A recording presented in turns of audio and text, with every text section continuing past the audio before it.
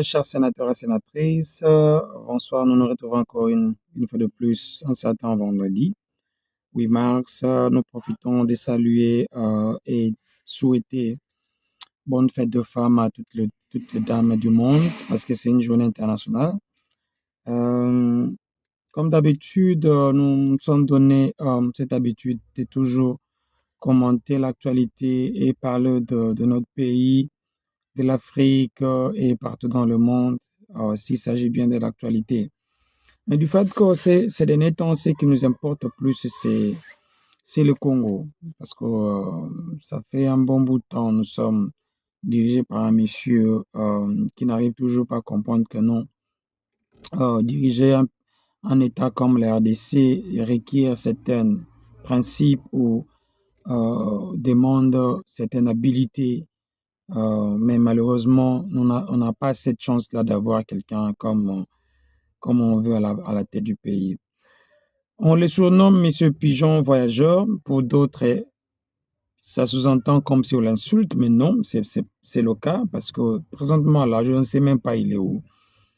Il est passé de la Namibie, Turquie, Belgique. Je ne sais même pas où est-ce que ces messieurs-là se retrouvent à ce moment, au moment où nos frères et sœurs sont en train de mourir chaque seconde à l'est du pays.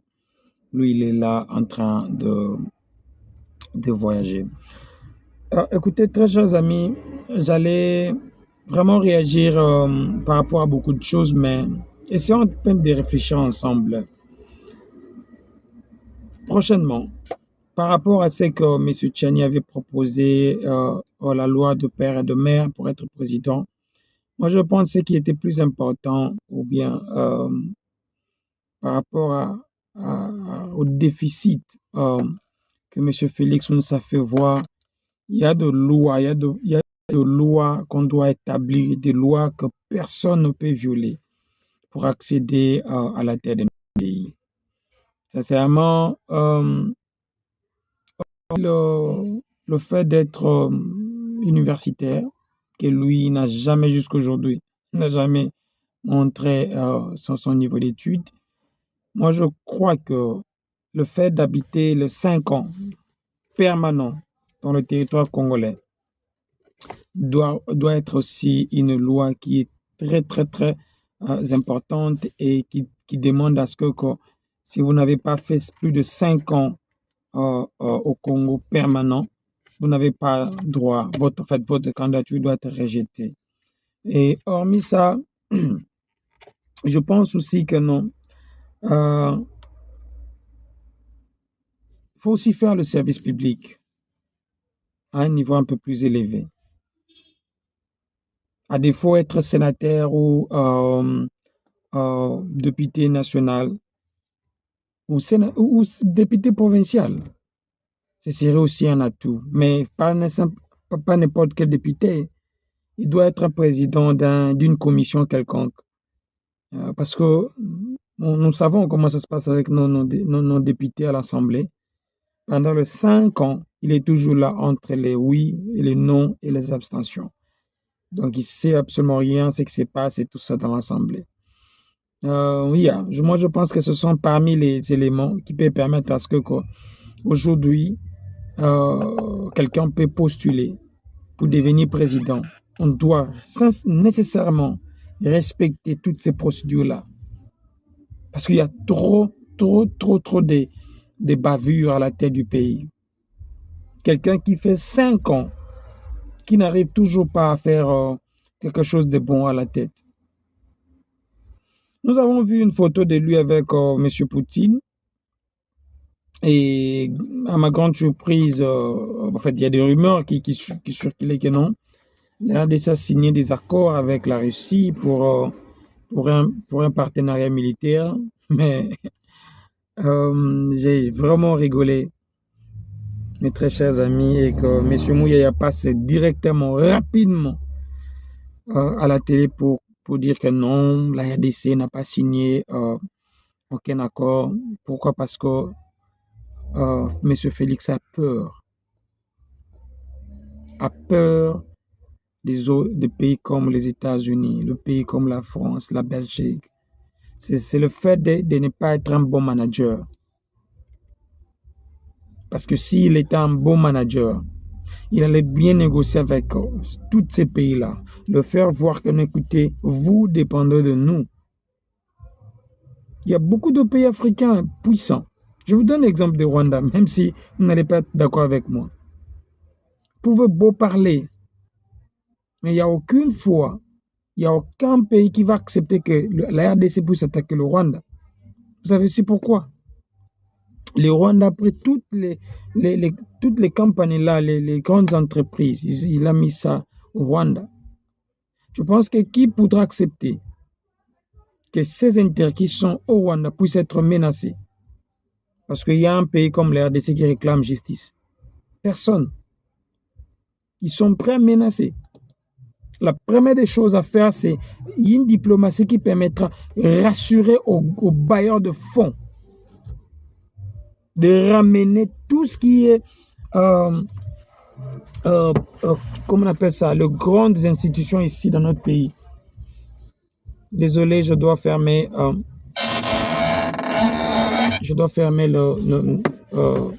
glace. Il y a ramener toutes ces grandes entreprises-là au Congo. Pour que, si aujourd'hui on devait toucher au Congo, ils doivent réfléchir 2 fois. Parce qu'en réalité, sincèrement, je vous dis, présentement, là, par rapport aux déficiences ou des incertitudes que M. Félix nous fait voir, il est dans l'obligation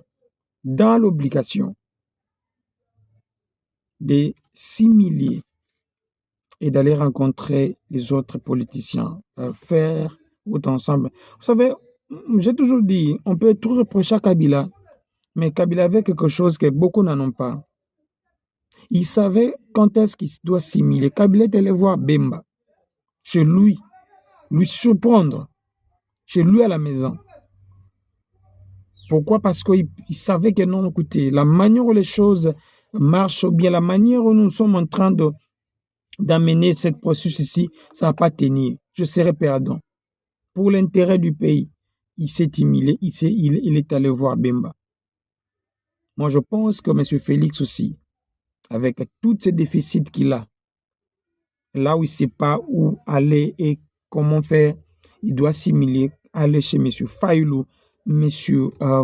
Matata Pogno, aller chez M. Mozito, M. Katumbi, le mettre ensemble, essayer de voir comment est-ce qu'il va diriger le pays. Parce qu'on fait des comptes. Moi, je parle pas en termes de perte. Ce n'est pas lui qui va perdre. C'est la nation qui va reculer encore. J'ai un cas, je vais vous donner un exemple d'un cas d'un frère qui a fait l'application de passeport ici en Afrique du Sud depuis l'octobre 2022 jusqu'au jour d'aujourd'hui, il n'a pas encore reçu son passeport.